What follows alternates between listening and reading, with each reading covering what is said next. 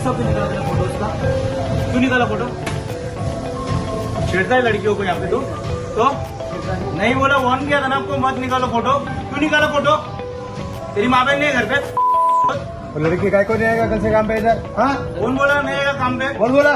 पण बोलले मला की मी काही नाही करू शकत, एक तर बोलले मी काही नाही करू शकत, अब्दुल सर मी काही नाही, म्हणजे माझी काय चूक झाली? आपली आई बहीण आहे, तर हे आपली सिक्युरिटी आमच्या आई बहिणीकडे मी कुठं चुकली? मी माझ्या सेफ्टीसाठी पोलीस बोलवलं आणि हे पण बोलले मी काही नाही करू शकत. पोलीस बोलले गरज की आपण काम करू बोलले. फोटो निकालने का विषय काय आहे?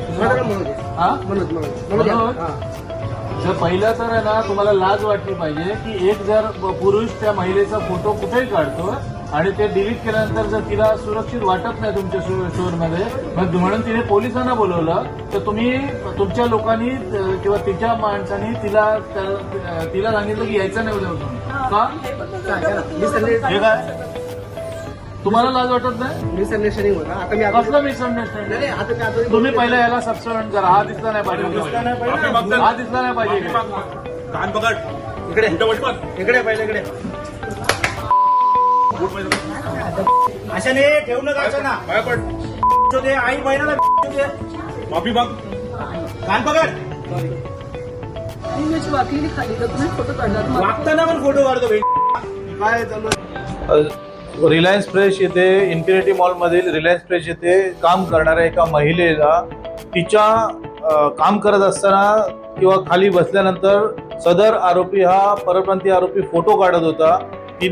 तिने या संदर्भात पोलिसांकडे तक्रार केली.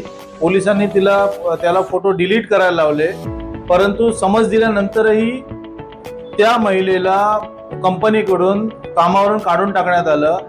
वस्तुतः त्या परप्रांतीय कर्मचाऱ्यावर कारवाई केली पाहिजे होती.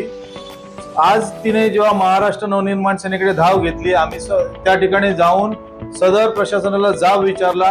त्या परप्रांतीय कर्मचाऱ्याला चोप दिल्यानंतर कंपनीने त्या महिलेला पुन्हा कामावर घेतलं व त्या परप्रांतीय कर्मचाऱ्याला त्या रिलायन्स फ्रेशमधून काढून टाकण्यात आलेले आहे. नवीन घडामोडी पाहण्यासाठी आजच आम्ही मुंबईकर 24 तासला लाईक करा, सबस्क्राईब करा आणि अपडेट रहा.